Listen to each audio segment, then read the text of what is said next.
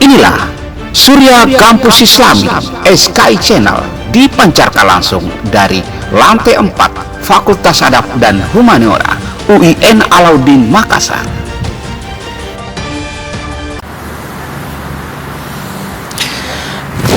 Assalamualaikum warahmatullahi wabarakatuh. Pada perkuliahan kita kali ini dalam mata kuliah Manajemen Pelatihan Dakwah, ya. Pada pertemuan kedua yang lalu saya sudah menjelaskan beberapa hal, termasuk pada pengertian manajemen, pengertian dakwah, pengertian pelatihan, dan syarat-syarat sebuah pelatihan. Nah, untuk pertemuan kita yang ketiga ini kita membahas tentang tujuan manajemen pelatihan dakwah, ya. Yang kemudian kita singkat dengan MPD, ya. MPD ini kalau saya menyatakan itu dalam perkuliahan itu artinya manajemen pelatihan dakwah, ya.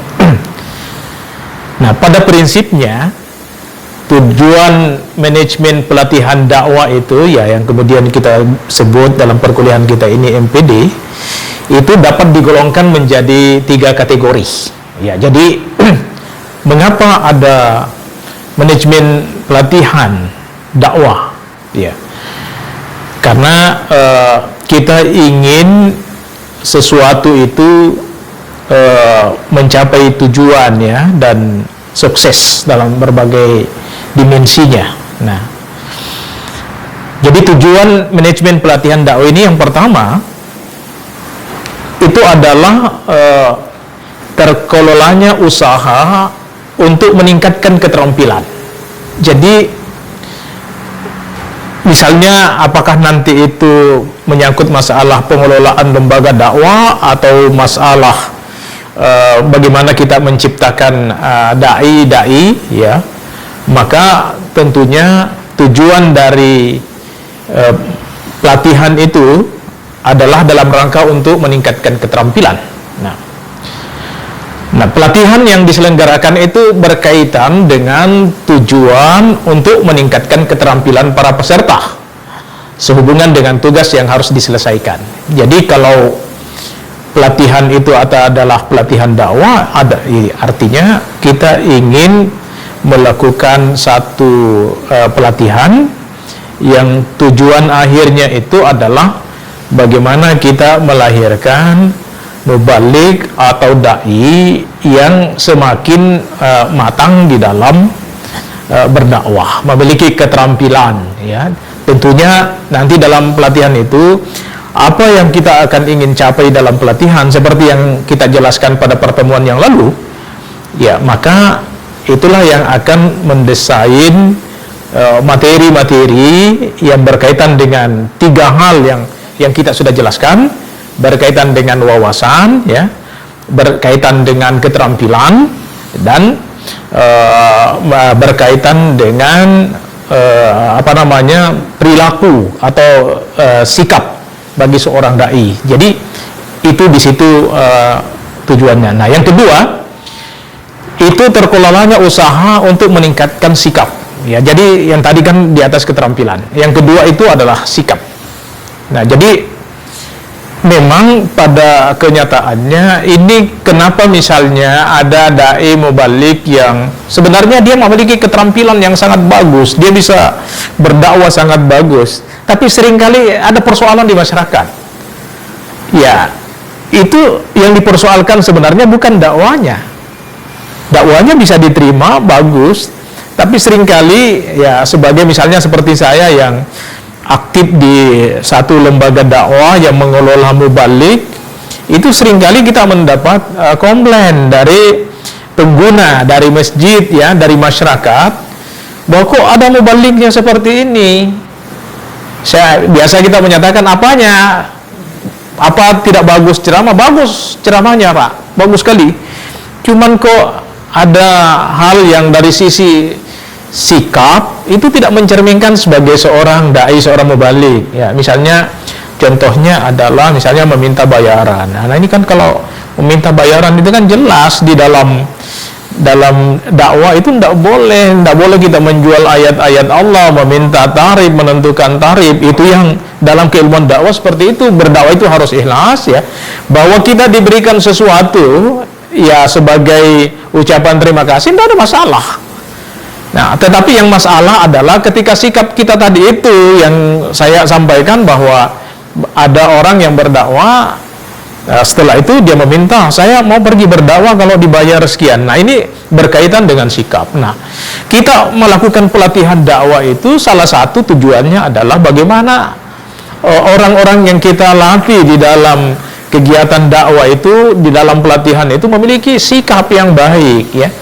Jadi kita harus memberikan materi di dalam pelatihan itu bagaimana menjadi mubalik itu, ya. Ada di situ nanti tentang ikhlas, ya, berjuang fi sabilillah dan seterusnya, ya. Nah, itu yang harus diperkuat karena salah satu tujuan pengelolaan itu adalah untuk meningkatkan sikap. Nah, yang ketiga itu adalah pengetahuan. Jadi itu sudah pasti karena kita tidak bisa mengandalkan misalnya kalau kita alumni S1, selesai S1, lantas ilmu kita akan seperti itu saja. Karena masyarakat berkembang, masyarakat maju. Nah, karena masyarakat berkembang, masyarakat maju, maka seorang dai, seorang mubalik itu perlu juga meningkatkan wawasan, meningkatkan pengetahuan.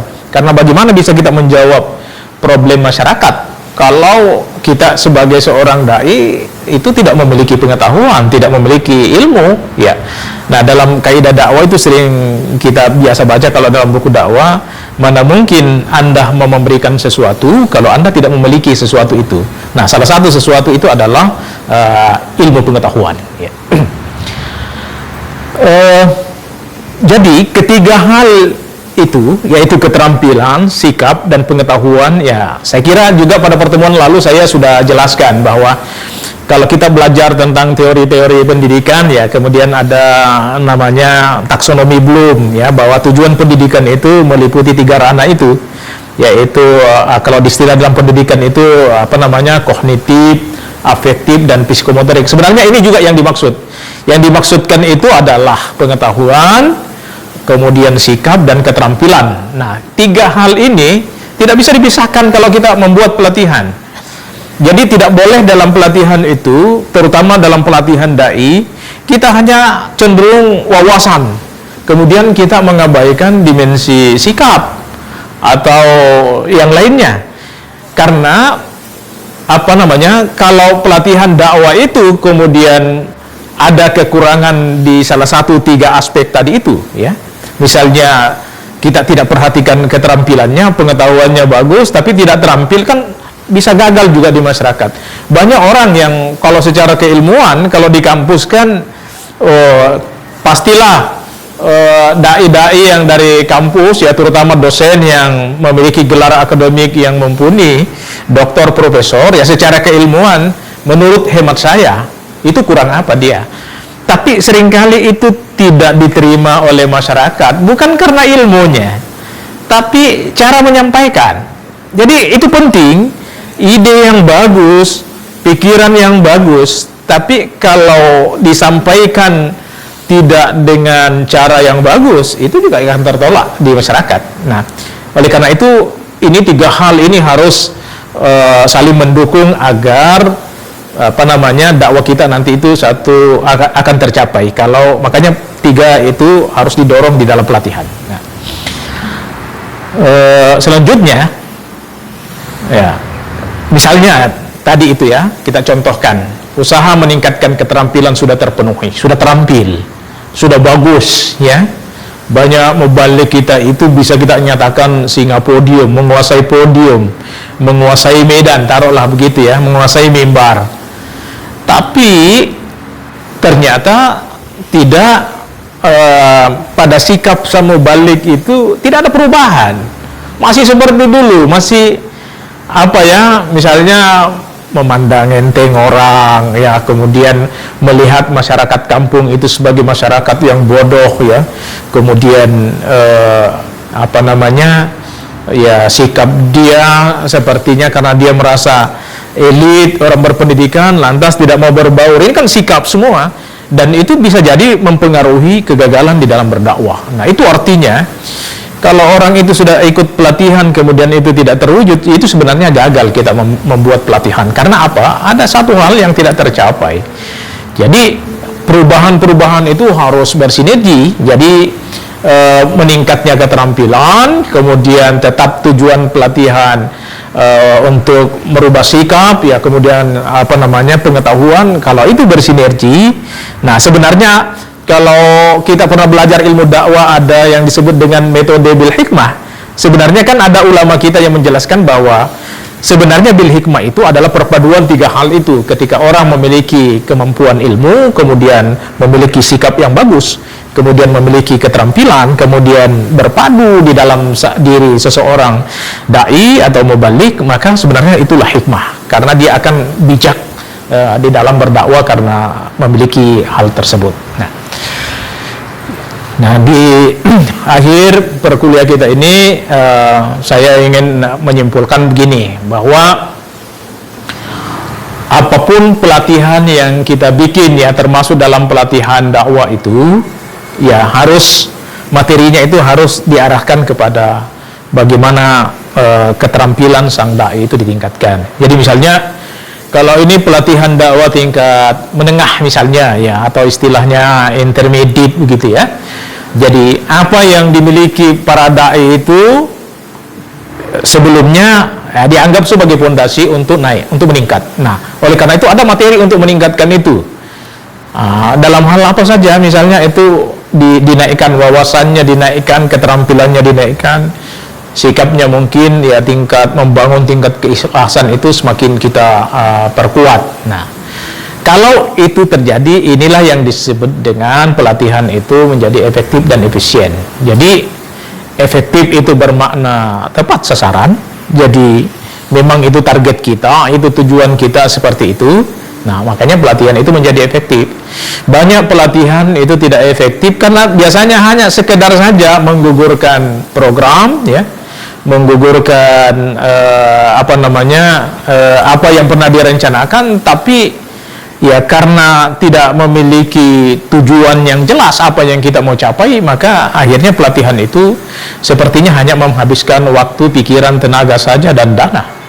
Nah, ini kita ingin memulai untuk bagaimana membuat pelatihan itu benar-benar efektif, ya, sesuai dengan harapan yang diinginkan dan juga efisien.